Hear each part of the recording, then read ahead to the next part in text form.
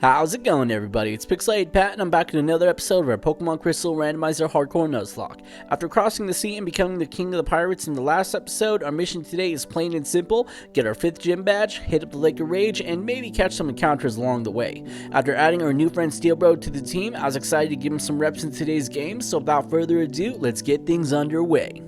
Before we can take on the gym, the first thing we have to do is give this nice kitty cat some treats, and then it hops away from us. Then we are approached by the Suicune obsessed furry, who this time challenges to a battle out of jealousy or the fact that we get more attention than he does. Right away we snipe his Ekans off the board with a side beam, and I'm absolutely loving having Auxiliary as our lead. Next on the board is a Gengar, but after it uses Curse on itself, it's an easy one-shot with side beam.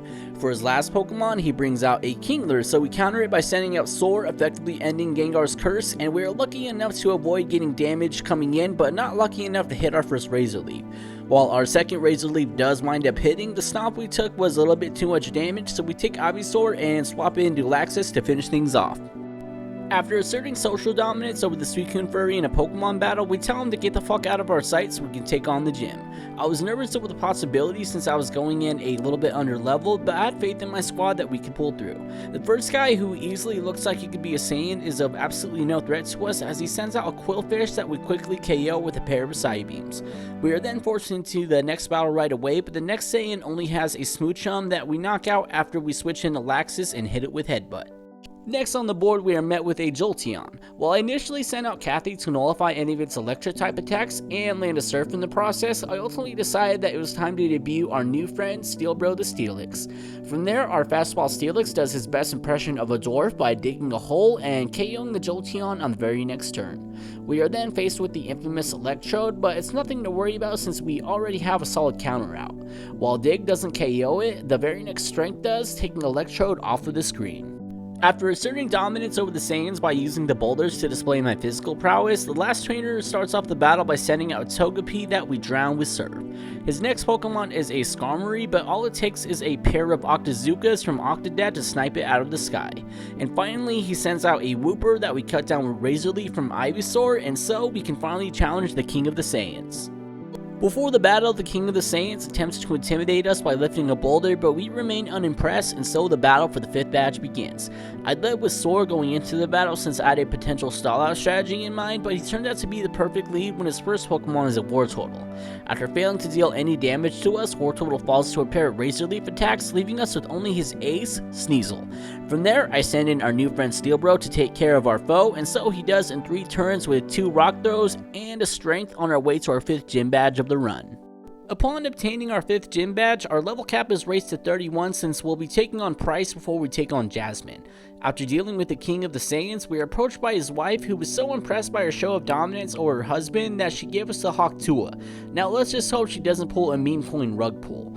Next up, we head to the PC, deposit all of our Pokemon, withdraw Birdman, teach him fly, but before we can go anywhere, we gotta get the medicine from the local shaman so that way we can give it to Jasmine to heal up her Ampharos. From there, we make a stop by Goldenrod City, buy some delicious fresh water, and then we head over to Ecruteak City and withdraw 5 random Pokemon because I felt like winging it as opposed to my usual meticulous planning. And so begins our journey east to the Lake of Rage. After managing to skip the water tile encounters for Route 42, we head right into the grass and are blessed with the Wartortle. Since it's too weak to try and damage it, I put it to sleep, but I'm unsuccessful on my first couple tosses. After it wakes up, I put it to sleep again and switch over to my level 26 Muck. Due to the fact that Muck's level is twice that of the level 13 Wartortle, it strengthens the level ball, and so we make the encounter ours, which officially completes our trio of Kanto stars captured in their middle evolutions. Everybody, let's give Bella the Wartortle a warm welcome to the team. After the capture, we can finally face the trainers. The first one sends a Starmie our way, but we're quick to take it down with a headbutt from Laxus. Next on the board is a Bayleaf, meaning we can finally debut our good friend Charlie the Charmeleon, who was the Charmander that we caught in Burn Tower. As expected, he makes short work of his grassy foe with an Ember and a chip damage Scratch. Next on the board, the Fisherman's Lone Pokemon is a Butterfree, who manages to land a Supersonic on the switch from Paulina to Charlie. From there, I send in Steelbro, who is instantly put to sleep by Sleep Powder, but since he has the defense to take it, I keep him in till he wakes up and lands a Rock Throw, allowing us to gain the Waterstone Trainer's phone number. The final trainer of the route is of no consequence as well, only sending out a Beedrill we KO with Charlie, a Pidgey we KO with Steel Bro, and a Togepi we smash with Strength. Next up, we pass right through Mahogany Town and head right into the first trainer battle of Route 43, who sends out a Pupitar we KO with Surf, a Psyduck we KO with Double Slap, and a Jigglypuff we KO with Submission. From there, I decide to go for the encounter, and I'm met with, of all things, an Aipom. We capture it regardless, but I personally don't think I'm going to use it. From there, we head right into another trainer battle who sends out a Vaporeon. I've heard a lot about how defensive Vaporeon is, and while I don't think I won't go into any details, I was sad that I didn't bring access to Grass or Electric moves before heading to Lake of Rage. Regardless, we land a Poison Gas with Mandy and engage in a little back and forth and pound the Vaporeon till it faints. The next trainer sends out the ever so annoying Starmie, but it stood absolutely no chance against Laxus's Headbutt. Afterwards, while leaving the grass, we encounter a Pikachu, and I was very sad that this wasn't our encounter because we have a Thunderstone in the PC, and having access to something that can use Thunderbolt would have been absolutely OP for this run.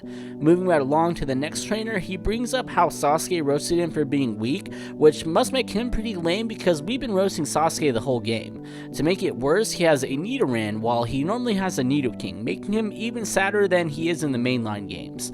And so we knock it out with a quick serve and instantly revoke his Pokemon trainer license for not being strengthened by the randomizer.